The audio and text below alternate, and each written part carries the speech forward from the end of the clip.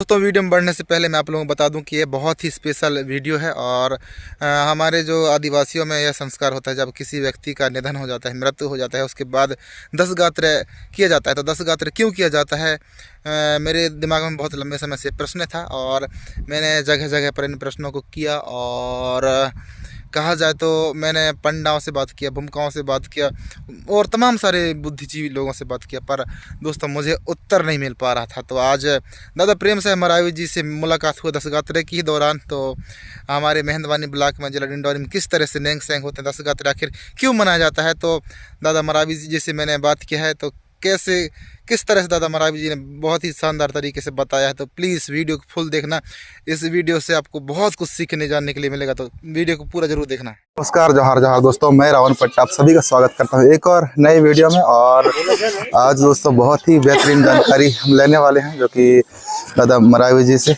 और ऐसे बहुत सारे साथी हैं जो बहुत सारी चीज़ों के बारे से नहीं जानते और जिन चीज़ों को हम भली व्यवहारिक जीवन में उपयोग कर रहे हैं और उनको मानते हैं पर नहीं जानते। और दोस्तों आज हम आए हैं दस गात्रे कार्यक्रम, जो कि हमारे ही मेहंदवानी ब्लॉक, जो कि पारा पानी कोद्दा डोंगरी, जो कि यहाँ कार्यक्रम रहा दादा मरावी जी के। तो हम सोचे कि यार दादा से मिले आए, बहुत दिन हो गए थे दादा कार्यक्रम में हमने आया नहीं था। और दोस्तों बहुत दिनों के बाद दादाजी के कार्यक्रम में आए और हमने सोचा कि यार क्यों ना इस कार्यक्रम के बारे से जाना जाए दादा से। तो कि चलो दादा से मिलाते हैं और दादा से इन चीज़ों के बारे से जानकारी लेते हैं। चलो दोस्तों, दादा से हो जा दादा। और जैसे कि साथियों आप सभी को पता है, अभी दस गात्रे का कार्यक्रम है। आप लोग देख सकते हैं आग के चारों तरफ सभी लोग बैठे हुए हैं, ग्रामवासी। तो दादा आपको सबसे पहले बहुत बहुत सेवा जोहार। और हम अक्सर देखते आ रहे हैं कि दस गात्रे कार्यक्रम जहाँ कहाँ होता है, और ऐसे बहुत सारे लोग हैं जो नहीं जानते कि दस गात्रे कार्यक्रम क्यों मनाया जाता है। तो दादा आपसे हम जानना चाहेंगे कि दस गात्रे कार्यक्रम आखिर क्यों मनाया जाता है। जैसा कि आप देख रहे हैं, आज यहाँ ग्राम पारापानी कोद्दा डोंगरी की पावन धरती पर और ध्रुवी परिवार में ये दसगात्र का कार्यक्रम है। दसगात्र का कार्यक्रम है। दसगात्र के कार्यक्रम को अलग अलग क्षेत्रों में अलग अलग नामों से हमारे जो पुरखा लोगों के द्वारा पुकारते गए हैं और आज भी अलग अलग नामों से जानते हैं। जैसे कि इस क्षेत्र में जो है दसगात्र के नाम से या सूदक के नाम से जानते हैं। हाँ, सूदक के नाम से जानते हैं या दसगात्र के नाम से जानते हैं। कई क्षेत्रों में दशमी के नाम से जानते हैं, कई क्षेत्र में देवाई कार्यक्रम कहते हैं या दशकर्म कार्यक्रम कहते हैं, अलग अलग नामों से जानते हैं। और उसके स्थान में कई जगह जो है 10 दिन में न करके 13 दिन में करने लगे दूसरों को देख करके। लेकिन हमारे जो व्यवस्था रही है वो 10 दिन में करने की रही है। और यदि महिला है तो 9 दिन में कर दिया जाता था पहले, लेकिन फिर धीरे धीरे करके उसमें भी परिवर्तन आया और जैसे पुरुष का कर दिया जाता है 10 दिन में, तो वैसे महिला का जो 9 दिन में दसगात्र किया जाता था, मरने के बाद 9 दिन में वो भी 10 दिन में करने लगे। दादा 9 दिन में महिला का क्यों किया जाता था? 9 दिन में इसलिए किया जाता था तो हमारे पुरखा लोग जो हैं, जब कोई भी मानव प्राणी जब जन्म लेता है तो जन्म लेने के पहले अपने माँ के कोख में जो है महिला यदि है तो 9 महीने तक रहती है और 9 महीने के बाद में जो है वो इस दुनिया में संसार सागर में आ जाती है। ऐसा हमारे पुरखा लोग मानते हैं। हाँ, उसी प्रकार जो यदि लड़का है तो लड़का यदि बच्चा यदि पैदा होगा तो लड़का 10 महीने में पैदा होता है। सही बात है। ऐसा हमारे पुरखा लोग मानते हैं। तो उनको आधार मान करके, जैसे कि एक दिन को हम लोग, फिर जो महीना है 1 महीने को हम लोग जब दसगात्र करते हैं तो उसको 1 दिन के बराबर मानते हैं और उनको आधार मान करके 9 महीने में लड़की और इस दुनिया में आती है, जन्म लेती है अपने माता कोख से और इस संसार सागर में आती है, उसको मानकर 9 दिन में कर दिया जाता था दसगात्र कार्यक्रम। और 10 महीने में जो है लड़का का जन्म होता है, उसको आधार मान करके 10 दिन में दसगात्र कर दिया जाता है। ऐसा हमारे पुरखा लोग बनाए थे। तो कहीं कहीं हम धीरे धीरे करके भूलते गए और महिला का जो है 9 दिन में करते थे, उसका भी अब 10 दिन में करने लगे। तो इस प्रकार से उसको एक प्रकार से सूदक कहते थे। सूदक से फिर 10 दिन में करने के कारण उसको दसगात्र कहने लगे। और दादा जैसे जब दफनाया जाता है तो कई लोग जगह देखे हम लोग, कोई दक्षिण दिशा में दफनाया जाता है, कोई इस तरफ दफनाया जाता है। तो हमारे आदिवासियों में किस तरफ दफनाना चाहिए सर करके? हमारे लोग जो हैं पुरखा लोग, जैसे अब अलग अलग क्षेत्रों में अलग अलग मानता है, अलग अलग दुनिया के अलग अलग भागों में अलग अलग मानता है, लेकिन हमारे पुरखों का मानता ये रही है कि जो है दक्षिण दिशा में सिर करके और दफनाने का रहे, चाहे महिला हो या पुरुष हो, कोई भी मानव प्राणी हो। यदि लिंगोवास होता है या मरने के बाद में उसे जो दफनाने की व्यवस्था रही है वो गड़ाने की व्यवस्था रही है, जलाने की व्यवस्था नहीं रही है, क्योंकि उनका मानना है कि गड़ाने से या दफनाने से जो है हमारा जो शरीर है वो प्रकृति में पूर्ण रूप से मिल जाता है, और यदि हम जलाते हैं तो उसमें तरह तरह के प्रदूषण फैलता है। सही बात है। और तरह तरह के प्रदूषण फैलता है, उसमें अनेक प्रकार के जो हो सकता है, कई प्रकार की बीमारियों से यदि खत्म हुआ हो तो वो जो बीमारियां हैं हवा के माध्यम से और वायु के माध्यम से जैसे इधर उधर जब फैलता है तो उसके संपर्क में हो सकता है कोई भी यदि प्राणी आ सकता है तो वह बीमार उनको भी लग सकता है, ऐसा हमारे पुरखों का मानना रहा है। तो वो जलाते नहीं थे बल्कि गड़ाते थे और दक्षिण दिशा की ओर सिर करके गड़ाते थे, क्योंकि उनका मानना है कि धरती के 2 भाग थे पहले, प्राचीन काल में धरती के 2 भाग थे। तो जैसे कि सबसे शुरू में धरती जो है पेंजिया कहलाए, और पेंजिया के बाद में जो है कहा जाता है पेंजिया, उसके बाद में जो है धरती 2 भागों में बटा, एक जो है अंगारा लैंड में और एक गोंडवाना लैंड। तो गोंडवाना लैंड में जो है मानव की उत्पत्ति सबसे पहली हुई, ऐसा हमारे पुरखा मानते हैं। सबसे पहले गोंडवाना लैंड में मानव की उत्पत्ति पहली हुई, इसलिए ये क्योंकि दक्षिण में है गोंडवाना लैंड, दक्षिण भूभाग को गोंडवाना लैंड, और यहाँ पर जो है मानव की उत्पत्ति पहले हुई है और यहाँ पर हम निवास करते हैं। उसको आधार मान करके जो है हमारे लोगों को मानना ये है कि उसको लात ना लगे, ऐसा उनका एक आस्था है, ऐसा उनका एक सोच है, इसलिए दक्षिण सिर करके वो लोग और गड़ाने की व्यवस्था रही है।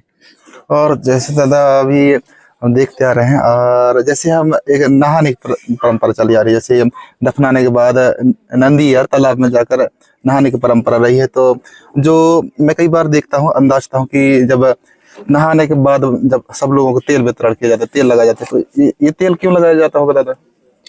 देखिए तेल और थोड़ा सा उसमें जो है हमारे पुरखा लोग थोड़ा सा हल्दी ही मिला लेते हैं। हल्दी मिलाते हैं। हल्दी मिला देते हैं। तो हमारे पुरखों को उसके पीछे मानना यह है कि मान लो की बात में जिसके हम जैसे वो कोई भी प्राणी हो, यदि अपने मृत्यु को प्राप्त होता है, मतलब मानव प्राणी, तो हमारे माया कबीला है, सारे लोग सभी जो है समाज के लोग, कोई भी हो समाज के अनवर, सभी लोग कोई भी हो, सब लोग वहाँ पर एकत्रित होते हैं, और एकत्रित होते हैं तो उसके संपर्क में हम लोग किसके जो आदमी खत्म हो जाता है, जी, मर जाता है, उसके संपर्क में सभी लोग आते हैं, कहीं छूते हैं, उसको देखते हैं। तो कई प्रकार के हो सकता है किसी के कारण बस उसकी मृत्यु हुई हो, कई प्रकार के ये उसमें बीमारी रहा हो, तो वो बीमारी के संपर्क में सभी लोग, बच्चे हों बूढ़े हों, सभी लोग जितना है कहीं ना किसी न किसी रूप में उसके संपर्क में आ जाते हैं। जी बिल्कुल, उसके संपर्क में आ जाते हैं।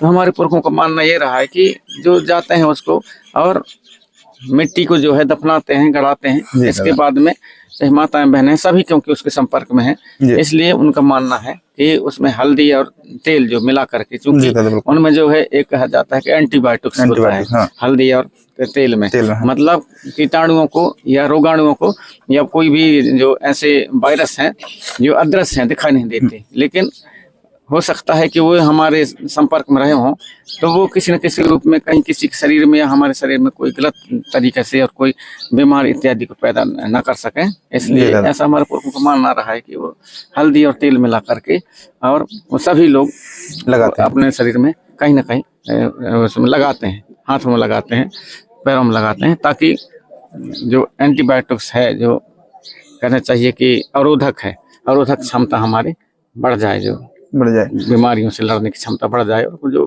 बीमारी से वो खत्म हुए तो हो सकता है वो संपर्क में आ रहे होंगे तो वो पूर्ण रूप से नष्ट हो जाए। इसलिए हल्दी और तेल लगाया जाता है, ऐसा हमारे पुरखों का मानना है, ऐसा पुरखा लोग बताते थे।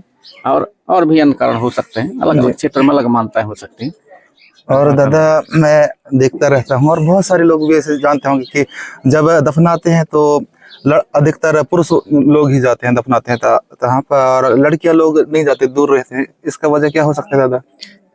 लड़की लोग भी जा सकते हैं, जब मान लो कि बात में कोई यदि नहीं है, दो ही बचेंगे, मान लो कि बात में कहीं लड़की बच गए थे तो उन्हीं को रखना पड़ेगा ना। लेकिन ऐसी स्थिति में लड़कियों को इसलिए नहीं ले जाया जा सकता क्योंकि लड़कियों का जो मन होता है, जो दिल होता है, वो बहुत ज्यादा नाजुक होता है। हाँ दादा, बहुत ज्यादा नाजुक होता है।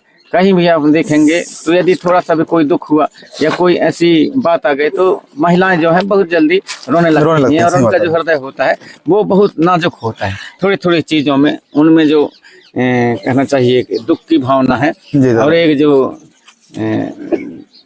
जो सहन शक्ति होती है वो कम होती है। इसलिए हमारे पुरखा लोग सोचे कि नहीं, वहीं हमारी माता शक्तियों को और जहाँ भी ऐसे कार्य होते हैं वहाँ पर न ले जाया जाए क्योंकि उनकी सहन शक्ति नहीं होती और रोने के कारण हो सकता है कि वो भी कोई बीमार पड़ जाए और वो भी आने वाले समय में कोई गंभीर बीमार से ग्रसित ना हो जाए रोते रोते और उस दुख को व उस दृश्य को न देख सके। इसलिए उनको हमारे क्षेत्र में मानता है कि उनको नहीं ले जाया जा सकता कि पुरुष वर्ग ही, क्योंकि पुरुष वर्ग का जो मन होता है वो थोड़ा कठोर होता है। भले दुख भले होता है लेकिन उनका जो एक दिखाने का एक तौर तरीका है, एक सहनशीलता का, भले ही वो दुख हो अंदर लेकिन वो काफी हद तक पुरुष महिला की अपेक्षा ज्यादा सहन शक्ति होती है, ज्यादा सहन शक्ति होती है, दुख को सहने की शक्ति। मतलब इतना वो जल्दी अपने आंसुओं को जल्दी बहने नहीं देते, अपने दुख को प्रकट नहीं होने देता। इसलिए पुरुष वर्ग जो है ज्यादा जाते हैं, महिलाओं को नहीं ले जाते।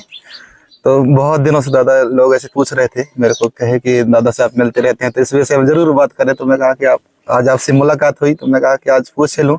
ऐसे बहुत सारे साथी हैं जो नहीं जान रहे थे कि ऐसा क्या कारण है कि महिला लोगों को नहीं जाने देते, और आज हमें आपसे बात करके ऐसा लगा कि हमारी समस्या का समाधान हो चुका। और भी प्रश्न है दादा जो कुछ जानना चाहेंगे, क्योंकि अब ये बात खुल चुका है तो और भी मैं बातें पूछना चाहूंगा। जैसे कि नंदी में कहना चाहिए कि छोटे दशगात्र कहते हैं, तो उसको करने का पीछे क्या रहता होगा?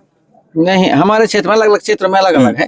छोटे भंडारा कहते हैं हमारे क्षेत्र में। देखिए हमारे क्षेत्र में ऐसा है कि वो नदी में पहले जो है, पहले इतना जैसा आज कर रहे हैं अलग अलग तरीके से धीरे धीरे करके और उसका विस्तार होता गया है जी दादा। पहले जो है मरने के बाद में हमारे पुरखा लोग सभी काम जो है और नदी में नहाने के बाद में लगा। उस समय में तो उनमें इतना वो नहीं थी कि मतलब ऐसा करना चाहिए वैसा करना चाहिए। जैसे नारियल है, अब हमारे क्षेत्र में नारियल आप फोड़ने लगे ना, नारियल फोड़ने लगे। और नारियल जब पहले उस समय नारियल आवागमन का साधन नहीं था, ट्रेन का साधन नहीं होता रहा होगा, गाड़ी घोड़ा नहीं रहते होंगे उस समय बहुत पहले, तो नारियल कहाँ उधर कीरल लेने के लिए जाएंगे, कहाँ उधर जाएंगे। तो जैसा भी प्रकृति में जो भी फल मिला, कोई भी बेल है इत्यादि कुछ भी मिला, उन्हीं को लोग फिर धीरे धीरे उसके नाम से नहीं आ रहे। एक फल जो है प्रकृति को जो जीव है हमारे बीच से जीवा है चला गया है, उसके लिए भेंट करना चाहिए। तो कोई भी फल और वो चढ़ा देते रहे होंगे। लेकिन उसके अनुसार धीरे धीरे करके जो है सुगमता से जो है नारियल मिलने लगा। तो हमारे आपके क्षेत्र में जो है नारियल चढ़ाने लगे, नारियल फोड़ने लगे। तो उसके पीछे ये है कि जैसे छोटे काम बड़े काम कह रहे हैं। हाँ दादा। तो वो छोटे काम बड़े काम बाद में आया है। पहले जो असली काम होता है वो नदी में कर देते हैं, वही असली काम है। अच्छा वही असली काम है। लेकिन फिर जो हमारे माया कबीला होते हैं, अरे यार वहाँ जो सब बिना सभी इकट्ठे यदि हों, सभी लोग जुड़ जाए तो थोड़ा सा और उसमें भार हो जाएगा। कोई होम ग्रास नहीं लगा पाए हैं, कोई जो मरते समय और ले जा करके गड़ाते समय और नदियाँ नहाते समय उस लिए पहुंच नहीं पाए, नहीं रहे हैं। तो ऐसा करते हैं, चलो वहाँ घर में भी कर लेते हैं दशगात्र के दिन, ऐसा करके यहाँ भी कर लेते हैं। लेकिन जो उसको क्या कह देते हैं कि नहीं ये छोटा काम है, कम लोग किए हैं तो कह देते हैं कि छोटा काम है, और सभी लोग पूरे जुड़ करके हैं तो कहते हैं बड़ा काम है, जबकि असली काम वही है। सही बात है, वही है। चाहे वो एक दिया में करें, चाहे उधर नारियल फोड़े या ना फोड़े, हमारे लोग जो मिलजुल करके जो है और होम ग्रास यदि लगा दिए, कुछ भी हो रार इत्यादि कुछ भी जो भी चीज उनको मिलता है तेल से हो, और वहाँ पर जो उस प्राणी के नाम से उनको रहता है कि हमेशा करने से सभी लोग मिल करके हमारे बीच में रहा इतने दिन तक, आज हम उसको जो है होम ग्रास लगाएंगे और थोड़ा थोड़ा उसके नाम से जो है उसको याद करते हुए और उससे शांति कामना करेंगे कि भाई आप प्रकृति में हमारे बीच में आए, और अब हम आपसे निवेदन करते हैं कि आप प्रकृति में पूर्ण रूप से विलय हो जाओ। किसी प्रकार के जो है आपका जो दुख और सुख यहाँ पर जीते जी हुआ हो तो वो सभी लोग जो है प्रकृति में आप समा जाओ, कुल मिला करके किसी को आप परेशान नहीं करना। क्योंकि हमारे में ये मानता भी रही है कि भाई मरने के बाद में पुनः जो है पुनः किसी न किसी रूप में यहाँ पर दोबारा सही बात फिर है। से जन्म लेता है, ऐसा हमारे लोगों का मानना रहता है। है। सही बात इसलिए है। थोड़ा सा होम ग्रास लगा देते हैं, तो वो छोटा बड़े ऐसा काम कुछ नहीं है, चाहे वो कुछ भी हो, हमारे लोग एक मानता बना लिए हैं क्योंकि वो छोटे रूप में करते हैं, असली काम वही है। और दादा ये जो मुंडन करते हैं तो इसके पीछे की वजह क्या रहता होगा? नहीं है तो कोई मुंडन बाल काट देना कहते हैं ना अपने इधर। नहीं, वो बाल काटना मुंडन करने तो परंपरा तो ये बहुत बाद में आई है, बहुत बाद में आई है। इसलिए हमारे पुरखा लोग कह देते थे गंगा गए मुड़ मुड़ाए। सही बात तो है। गंगा जाने के बाद में ही मतलब आना जाने करने के बाद में लोग दूसरों से देख देख करके सीखे हैं कि ये जो मर गया है वो मरे व्यक्ति के लिए हम लोग एक बाल दान कर रहे हैं। मतलब अपना परंपरा नहीं है दादा ये बाल देना। अपना परंपरा नहीं है, लेकिन धीरे धीरे करके वो परंपरा में आ गई। सही बात है। आज से यदि हम लोग देखें तो 40-50 साल पहले हम छोटे छोटे थे, उस समय ये जो आज इतना मुंडन की प्रक्रिया चल रही है वो नहीं था उस समय मुंडन की प्रक्रिया में बिल्कुल ना के बराबर थी। मुश्किल से एक या दो आदमी का या एक दो आदमी का और व्यक्ति का उसके नाम से और बाल दे देते थे, बाल गिराते थे, मुंडन कर देते थे। लेकिन धीरे धीरे हमारे देखते देखते बढ़ गया और आज ऐसा हुआ कि ढूंढ कर के लाते हैं। छोटा बालक है उसको भी ले आते हैं, उसका भी मुंडन कर दो, वो भी ना बचे। तो ये देखते देखते और आडम्बर जो है जल्दी बढ़ता है। सही बात है, बिल्कुल। आज के यदि हम लोग कोई भी चीज यदि लागू करते हैं तो आज का आडम्बर कल की तारीख में जाकर के वो परंपरा बन जाती है और आदत में आ जाता है, तो उसको भूल पाना मुश्किल होता है। उसी प्रकार से अभी हम लोग ना समझ के कारण और ये करवा रहे हैं, जबकि जो मूड मुड़ाने की मुंडन की परंपरा हमारे में नहीं है। क्योंकि हमारे लोग जो जैसे पागा बांधते हैं जी तो पागा बांधने पागा के जो व्यवस्था है तो पागा की व्यवस्था जो है मुंडन से नहीं है कि मूड है इसलिए पागा बांधा जाता है, ऐसा नहीं है। जो व्यक्ति इस दुनिया से जाता है, मृत्यु को प्राप्त होता है, तो उसकी जो जवाबदारी होती है, उसके घर की जवाबदारी, चाहे माता शक्ति हो चाहे पितृ शक्ति हो, जो उस घर के एक जवाबदारी होती है, तो उस घर के जो मुखिया होता है उस घर के मुखिया को और उसको जवाबदारी दिया जाता है पगड़ी बांध करके। पगड़ी हमारा सौर है, पगड़ी हमारा सौर है और पगड़ी हमारा जो है जवाबदारी है। जवाबदारी उसको दिया जाता है कि आज से तुम इस घर के जो उसके कमी रही होगी, किसके जो हमारे बीच से चला गया, जो प्राणी मृत्यु को प्राप्त हो गया, उसके जो कमी रही होगी उस कमी को और आप लोग मुखिया बन करके उस कमी को दूर करना, किसी प्रकार से हो जो है घर में अव्यवस्थाएं मत फैलना देना। इसलिए एक आदमी को जो है घर के मुखिया समझ करके उसको और पागा बांधा जाता था। तो वहाँ एक जन को बांधने के बजाय धीरे धीरे करके 2 को बांधे, 2 से 3 बांधे, 4 बांधे, 5 बांधे और जितने परिवार वाले ढूंढ के बांधा जाता है, जो एक प्रकार से जो है समाज कहीं ना कहीं जो है आर्थिक रूप से कमजोर होता है। और दादाजी जो पलटाने के नेग रहता है, जैसे हमारे नेगा लोग बांध दिए हमको फिर पलटा देते हैं उसका फिर नहीं, ये पलटाने की व्यवस्था ये है कि आप लोग जो है दुख दोनों पक्ष में पड़ा है, परिवार में पड़ा है और उसके जो नाथ हैं उसमें भी पड़ा है। हम लोग उनको बांध दिए तो वो लोग भी हमको बांधेंगे, ये तो अभी की प्रथा है। ये अभी की प्रथा है, हमारे देखते देखते चला है। हमारे जानते में हमारे ज्यादा उम्र नहीं है, मेरी उम्र 55 साल है, 55-56 साल, 55-56 साल की उम्र में देखे हैं। हमारे जमाना में ये तो व्यवस्था थी ही नहीं। केवल जिस घर में जिस परिवार में कोई गमी होता था या तो कोई मृत्यु प्राप्त होता था, मरता था, उसी परिवार में और एक आदमी को बांधा जाता था। इसके बाद 2 आदमी को बांधना शुरू किया, 3 को बांधना शुरू किए, तो उसी परिवार में काफी दिन तक बांधते रहे। अब ये 10-15-20 साल की कहानी है ये लौटाने वाली। तो नहीं तुमको बांधेंगे, उसके जगह में पर सबको बांधने लगे।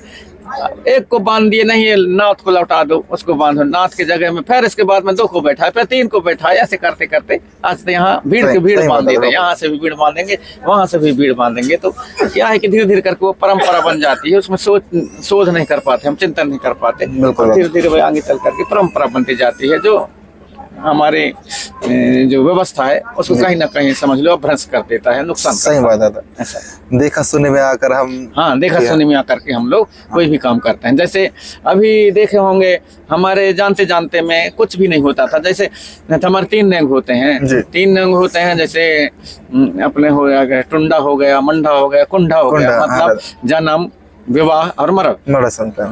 जन्म, विवाह और मरण। तो जन्म यदि हुआ तो हमारा 6ठी बार हो कर दिए, और इसके बाद में बड़ा हुआ लड़का या लड़की, उम्र में हुआ, युवा हुआ, तो उसके विवाह कर दिए, यानी मंडा कर दिए, विवाह कर दिए। और इसके बाद में कोई भी हो यदि मर जाता है तो कुंडा कर दिए, कुंडा, हाँ। कुंडा में मिला दिए, यानी धरती में मिला दिए या गड्ढा में गड़ा दिए और 10 गात्र मान दी। उसके इस हिसाब से बहुत से ऐसे नेंग होते हैं जो आप लोग सभी करते हैं, देव मिलाने हो तो सभी लोग ये कर देते सही बात हैं। है। इतना हमारी व्यवस्था रही है। 3 हमारे मुख्य रूप से जो है नेंग रहे हैं, संस्कार रहे हैं अब देखने व्यक्ति के। अब क्या होता है, देखिए अब क्या होता है, जैसे हम लोग टुंडा करते हैं, दादा। अब टुंडा के बाद में हमारा जो है कुछ नहीं होगा, सीधे मंडा हो गया, यानी शादी ब्याह होगा। सही बात। लेकिन अब क्या होता है, कुछ वर्षों से जो है कुछ पढ़े लिखे हमारे कथित तौर पर, जी। है ना, जी। कुछ कथित तौर पर जो हमारे और पढ़े लिखे लोग होंगे जो शहरों में रहते हैं, जो नौकरी चाकरी में रहते हैं, अब वो लोग क्या है कि टीवी देख करके, सीरियल देख करके, होते देख करके दूसरों को देखा सीखे में अब हर साल जो है क्या मनाने लगे, बर्थडे मनाने, हाँ। बर्थडे मनाने, जन्मदिन मनाने लगे हर साल। तो कौन पढ़े लिखे लोग ये लाए हैं परंपरा। जी दादा। अब गाँव में अभी भी नहीं है, लेकिन कई जगह आप सब लोग देख सकते हैं कि ये परंपरा बन गई है बिल्कुल दादा। बर्थडे और जन्मदिन मनाने की। जैसे बरसी कभी हो गया ना दादा? ये बरसी नहीं है, बरसी अरसी हमारे में नहीं है, नहीं, और बरसी में नहीं है हमारे। 10 गात्र करने के बाद में और 10 गात्र कर्म के बाद में हमारा जो है केवल देव मिलान का रह जाता है।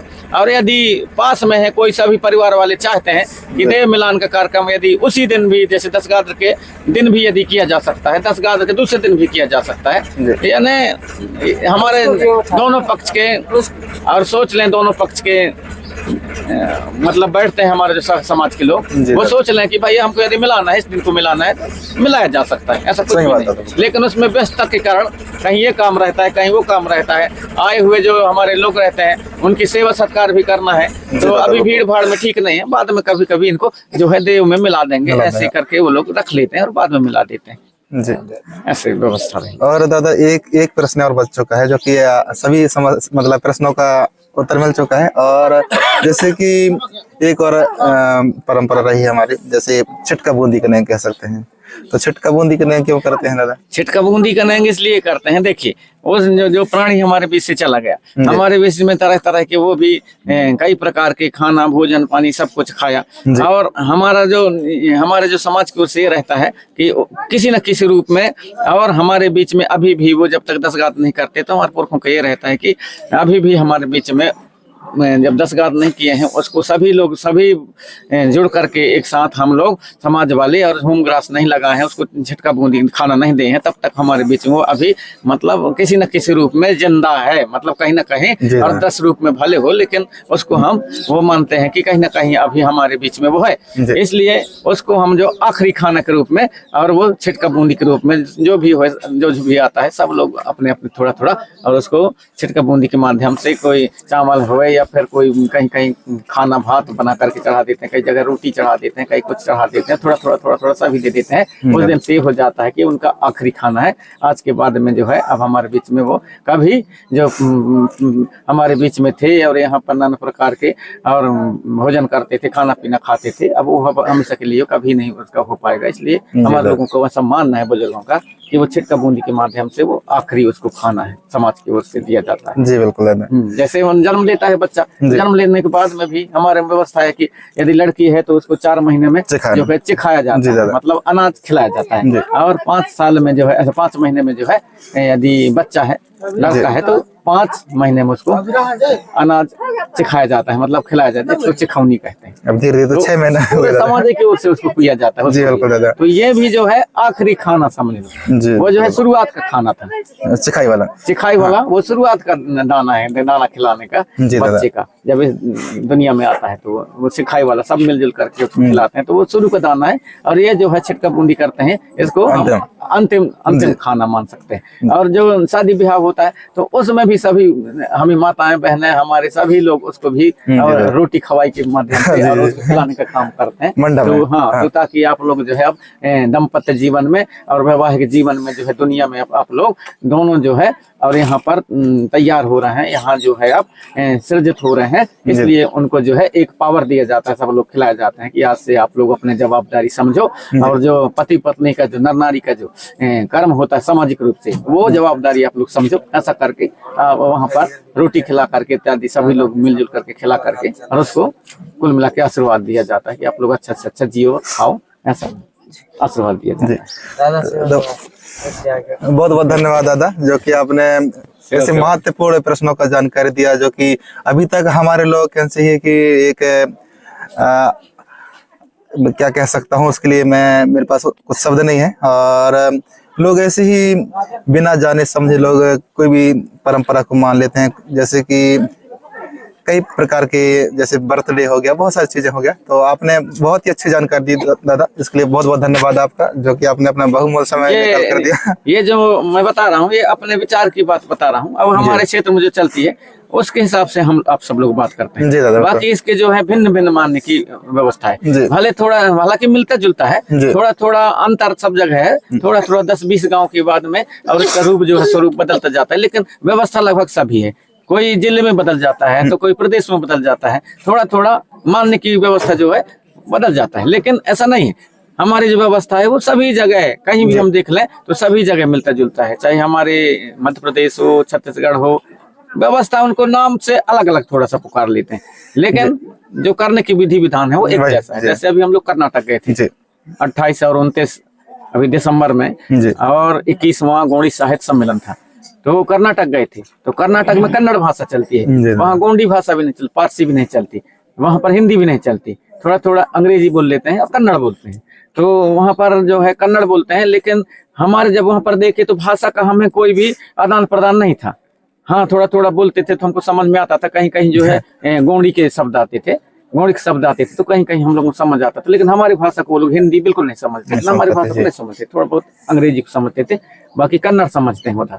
लेकिन जब उनके गांव बस्ती में हम लोग गए, हमारे जो भाषा की खोज करता है और भाषा के बारे में लिखे भी हैं काफी शब्दों को, हमारे डॉक्टर के एम मैत्री जी, तो डॉक्टर के एम मैत्री जी ने हमको, फिर उनके साथ में हम गए तो गांव की व्यवस्था में देखे, तो गांव की व्यवस्था में वहां पर जा करके देखे तो जैसे हम यहाँ खेरदाई कहते हैं, हमारे इधर मड़वैया कहते हैं, घटवैया कहते हैं, पनघट के पनिहारिन कहते हैं, ठाकुर देव कहते हैं, और भीमाल पैन कहते हैं। इधर जितने भी हमारे वो मानते हैं, छाहुर इत्यादि पाट बाबा, तो उधर जो है वैसे ही ठीक उधर कुछ अलग नाम से लेकिन उसी प्रकार के वहां भी हमारे जैसे अपने इधर जो है लकड़ी का खूटा गाड़ देंगे, कोई पेड़ में मानेंगे, तो उस प्रकार के वहां भी वैसे ही पेड़ में ही वहां पर मानते हैं, और उसी प्रकार के खूटा गाड़ के, लकड़ी के खूटा गाड़ के, बिना किसी मूर्ति के, बिना किसी प्रतिमा के, और जैसा हम इधर मानते हैं वैसे मानता उनका भी है। तो वो लोग जो है जेटिका कहते थे, जेटिका मतलब जेटिका कहते थे ना, जेटिका मतलब जो होता है गांव का मुखिया मतलब हम लोग जैसे ठाकुर देव,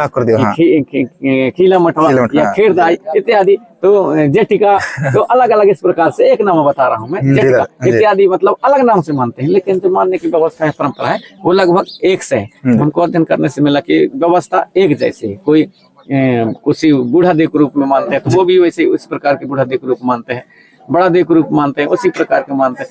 कई जगह जो है सल्ला गांगरा कहना चाहिए, परसा पैन के नाम से जानते हैं, कई जगह बुढ़ाल पैन के नाम से जानते हैं, कई जगह फड़ा पैन कहते हैं, अलग अलग नामों से मानते हैं। वही मानता जो है, मानता जैसे आप लोग हम यहाँ सब बता रहे हैं, लगभग सभी जगह एक जैसे मानते हैं, थोड़ा थोड़ा अंतर मिलेगा, बाकी मिलेगा सभी जगह एक जैसा, ऐसी हमारी व्यवस्था है।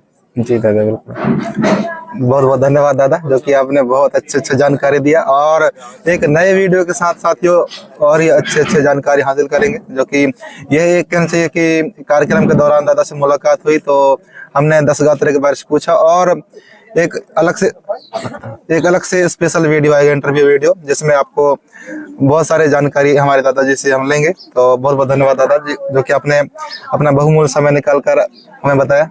सेवा